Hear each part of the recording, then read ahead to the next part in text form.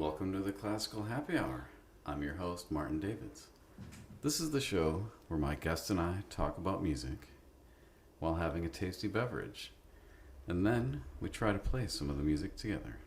Today's guest is Edwin Huizinga. So Edwin, tell me a little bit about, for people that don't know you, what you do normally and what you've been up to lately. Well, first of all, thank you for having me, Marty. Let me take a quick sip here of this delicious drink. It's a pleasure to have you here today. Well, I spend my life playing violin, and then sometimes I also play fiddle. And lately, I've been, making a lot of amazing video recordings with you at Brandywine Baroque here in Wilmington, Delaware. And I just got back from about a month in Toronto where I wrote a big opera project for Opera Atelier and the Tafelmusik Baroque Orchestra. And we filmed that as well, and it's going to come out in a little while, and so that was exciting. So I guess in other parts of my life, I also do some composing. Cool. So one of the things that I think is really cool that you do that is combining folk music with Baroque music, and I know you've got like an ensemble that sort of does that a lot. Can you tell me about that, or tell everyone about that? Sure, yeah. A few years ago, I met this awesome guitarist named William Coulter, and we started a band called Fire and Grace. And we just love putting together medleys, I guess, or suites of music that has a lot to do with Baroque and then folk. So our calling card, I guess you could say, became making duo versions of the violin partitas and sonatas by Bach. And that was a really cool project because I found a score. Actually, one of my friends in the Tafelmusik Orchestra gave me a copy of Schumann's piano arrangement of his accompaniment to these Bach solo violin sonatas and partitas, and I thought that was incredible. So I gave that score one day many years ago now to William Coulter, and I was like, can you play these on guitar? Because then we could just jam on that. So we did that, and it was really fun. And then William, being the lifelong folk Celtic guitarist that he is, said, well, let's play some other folk tunes in between and around these amazing pieces that Bach wrote. So I was like, yep, let's do that. And so we made our first record was with Bach and Irish music, and then we made a record with this awesome mandolin player, Ashley Hoyer, and that was like Bach mixed with Americana, folk music, and fiddle tunes. And then the latest album we just finished, actually, it's coming out this fall, is it's called Alma, and it's with Bach and folk and traditional music from all over Spain. So yeah, it's one of the passions I have in my life for sure. Cool. Yeah, I can't wait to hear that album. So who's Alma? Alma is a Spanish word for soul. So we thought it would be a beautiful name because it really depicts this otherworldly feeling that I often get, and William too, about some of this ancient music from Spain and just the folk music. And of course, like for us, music is very soulful in general. So it was just kind of a way to tie our feelings together about the music and the album and our experience. So tell me about this feeling. Like, is it something you get when you're playing, or is it something that's tied to like a certain place, or? experience? Great question. You know, I think it's really codependent on many variables. I would say that there are moments when we play together, for example, where we look at each other and we have this connection that goes far beyond the random notes that we're playing or like the moment we're in, but it has this sort of moment where like the music and us together, the situation, maybe also the place we are, everything just comes together, and it's like, I don't know, in my mind nothing else exists in that moment. So that feeling happens to me also when I play a tune that just blows my mind, or like one of the tunes on the album is it's called it's a really slow, beautiful tune, ancient tune, I think from the 15th century, and when we play it together, it's almost like I'm like feeling the like all of our ancestors, like what they might have thought, or you know what I mean? It's like these. It's indescribable, but you know exactly what I'm talking about. I think I do. I mean, I've had some really strange feelings in like some ancient places I've been to. Like I was in a church in Nice that was built on top of an ancient Greek temple, and you just went in there, and there's something about like the cold air in there, and it's like you can feel the thousands of years of people. And I had a similar experience in the cathedral in Malta, in this one back area, which just, it seemed to be a space that was full of like a intense energy. Yeah. But yeah, I mean, the connection that you can get with people when you're making music can be pretty transformative and awesome. Yeah. Cool. You're making me think of like a couple of experiences. Many years ago, I was in a band called the Wallfish Band with Elizabeth Wallfish leading, who's like, as many of you may or may not know, is an extraordinary Baroque violinist from Europe. And we were recording a bunch of Telemann violin concertos. And I was in the orchestra, playing the tutti parts, and we were in this 11th century church in Normandy, where you're just, the whole time I was playing, I'm wondering like how many concerts have happened here, how many things have happened here, how many people have gathered here over like the last 900 years. So those are pretty special situations, I think, when it comes to place. Yeah. So, you mentioned that you've been doing some composing and arranging, obviously, of music lately. How did you get into composing? I mean, was that something you've always done, or was it something that you evolved into? Definitely an evolution thing. I grew up just playing violin and practicing pretty strictly classical stuff and not doing that much exploring, I would say. But then when I got a little bit older and I went to college, and I met some really great players in different genres, and I think my first arranging and composing experience was playing with like an indie rock band that was like, hey Edwin, we want you to play these tunes, but we don't have parts. Can you just write your own parts and then play them, and then it'll be awesome?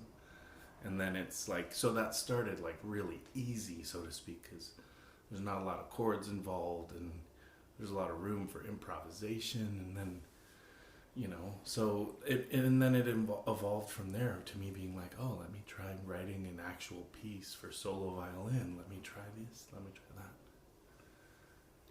Cool. And so how do you go from that to finding people that actually commission you to write stuff? Like you said, you just wrote an opera. Yeah. I mean, that seems like a big leap from writing an accompaniment to a rock tune. I mean, a lot of us have done that, and it doesn't really take that much ability. I gotta say, when it's like a 3-chord song, and or you just play the melody on the chorus or something, Right. Yeah. No, of course, that's a good point. I don't know. The older I get, the more I realize that life is all about life and like the experiences and the direction and the work that we get has so much to do with our friendships and the people we meet and the things that happen. So the opera, like if I go way back and think about that whole trajectory, it probably started like 7 or 8 years ago when I was playing a lot with Taffel music. I've never been a full-time member, but there were a couple of years living in Toronto where several of the incredible women in the orchestra were having babies. So I was like the replacement for when they were on mat leave, which was just amazing opportunity, of course. And we were celebrating Jean Lamont's 30th anniversary with the orchestra. And a friend in the office emailed me and was like, can you write something for her for this concert? And I wrote this like 32 bar chaconne based on a bass line that Purcell wrote. And it was so fun. And then, I think Marshall and Jeanette, the co-directors of Opera Atelier, were there, and they asked me, they were like, we really want you to write this piece for solo violin and dance as a pas de deux, but very different from a normal pas de deux, which would be 2 dancers, and this would be solo Baroque violin and lead dancer. And so I did that, and then that experience was so fun, and we ended up doing it in like Versailles and in Chicago and in Toronto. And then I remember talking to the director, and Marshall was like, what about if I give you this beautiful, beautiful poem that I love by Rilke, that Rilke wrote. Rainer Maria Rilke is a German poet, an incredible poet. So we got an English translation from an amazing playwright in New York City, and I ended up setting that to music for 2 voices, soprano and baritone, Mireille Asselin and Jessie Bloomberg. And it was such a cool, awesome experience that this opera company and Tavel Music and myself, we were all like, let's keep this going. So I wrote some more, and then I wrote another piece. And this past year, people have been talking about like, what can we do? How can we make, as much music and art as possible, even during these crazy times? So I ended up writing like a pretty substantial opera project for this company. That's awesome. So what you're saying is you didn't like go to school for composition and then submit your stuff to competitions and go any kind of a normal route. You just wrote some music, people liked it, and they wanted you to write more music, and you discovered and that you liked doing it and that people like to hear it, right? Exactly. And you were like, why not? Yeah. And yeah. It's true. I mean, I think that has so much to do with our lives. It's like when we talked about the Baroque and folk stuff, it's like we tried it, we really loved it, and there was feedback, there was positive feedback, so we keep doing it. And same with composition. It's like the bigger the project gets, the more people I ask, of course, for advice and help, and like I've done so much research. I mean, I feel like I've almost in the last few years, because of these compositional commissions I've been getting, I'm like, stacking my brain with all this new knowledge that I would have maybe love to study, but now I'm just learning it now because I have to, because I have this deadline and I want to write the most amazing thing I possibly can. And so, it's that whole idea of just continuously learning to be better.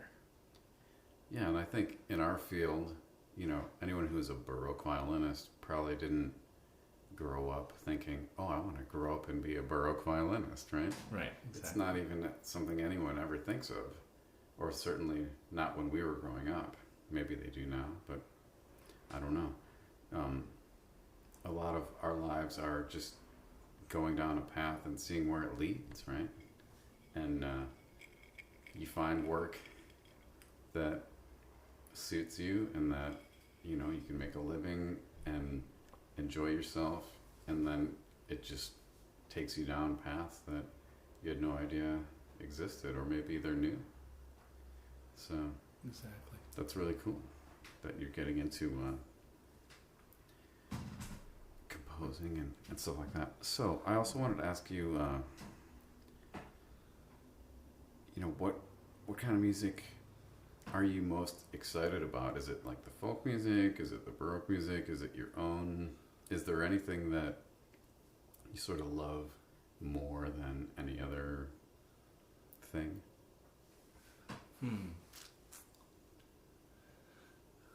I think I'm a bit of a sucker for what's happening in my life presently. Like, I'm so devoted to the work and things that I'm doing. So as we speak, I'm working on this potential job or opportunity with the San Francisco Girls Chorus. And I'm trying to see if Valerie, the director, is interested in me playing the Bach Chaconne with her choir. So having potentially 100 girls singing these chorales around me while I get to do one of the greatest pieces, ever written for violin, in my opinion. So, if that kind of thing comes up, I'm just that just becomes my favorite piece in the world or in the universe. But then I've also had a couple of really amazing opportunities to conduct. And speaking of not studying conducting, I didn't. And I'm I consider myself a beginner in so many things. And so that's been a huge experience. So when I was in my hometown a couple of years ago now, and I was conducting Beethoven's Sixth Symphony and working on that for months and months and months in front of the mirror, in front of this and everyone. At one point I got a group together in San Francisco at a big bar, and we sight read it together so that I could practice waving my arms around. And then again, Beethoven 6 became the best piece and most amazing piece of music in my world. So it really has a lot with what I'm focused on and what I'm doing. But if I had to be serious about telling you specifics, I would say that the classical and Baroque repertoire that I grew up with, I love very deeply and passionately. And then, over the last 10 years, my discovery of folk music has, and passion for it has been a huge, giant door opening into my world of what's out there, and so those are definitely two of my favorite genres and things to listen to and play and work on. Yeah, and I've got to say that anyone that's seen you, play with your duo, these folk and Baroque concerts, that when you play those folk tunes, it's just so natural and exciting and beautiful to see you do that stuff. Yeah, I sort of feel the same sort of way. I'm always taken aback when people say, "Who's your favorite composer?" I'm like, what? Why would I have a favorite? It's right. like eating the same meal every day. Don't you want a little variety? There's so many great things you could do or eat. Okay, and then one more thing I want to talk about before we try to play a little music. Do you have anything coming up that's of interest that people would want to know about, that you're excited about, that you think the world should know and hear, that you want to tell me about? Wow, cool.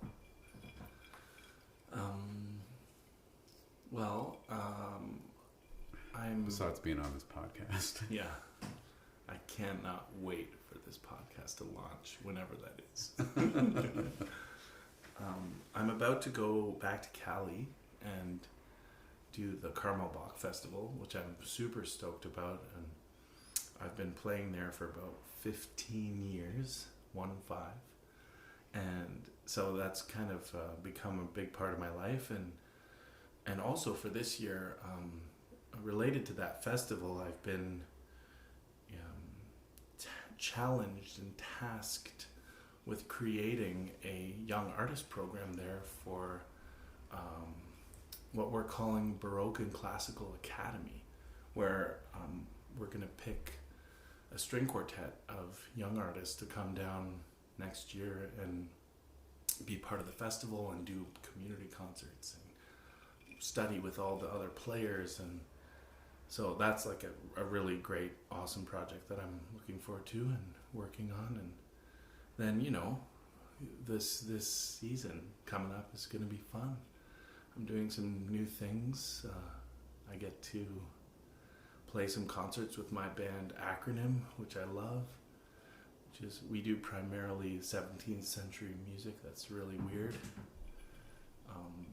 I'm conducting the Regina Symphony in Canada, which I've never done, so that's a first. And then of course one of the things that I'm doing kind of most days of the year is preparing and planning a festival in Ontario that I run called the Sweetwater Music Festival. So next year I'm already planning some fun things. I'm trying to figure out how to put together, speaking of one of my favorite pieces, I want to put together a quartet to do the Quartet for the End of Time, which is, a really amazing piece for violin, cello, clarinet, and piano. So who knows? Messy and... Yeah. Well, it sounds like a lot of cool things coming up, and also your album Alma, right? Yes. And when do you have a date that's coming out? Yes, November 4th. November 4th. All right. Available worldwide. Awesome. So, yeah, you talked about arranging Bach for violin and guitar, and when I asked you what you wanted to play with me today after having a few sips of something, you said you wanted to play one of my Bach arrangements, and so we've picked the Andante from the Sonata Number 2 in A minor for solo violin, which I arranged for 2 violins. And I think we're gonna go tune up our violins and give you some of that.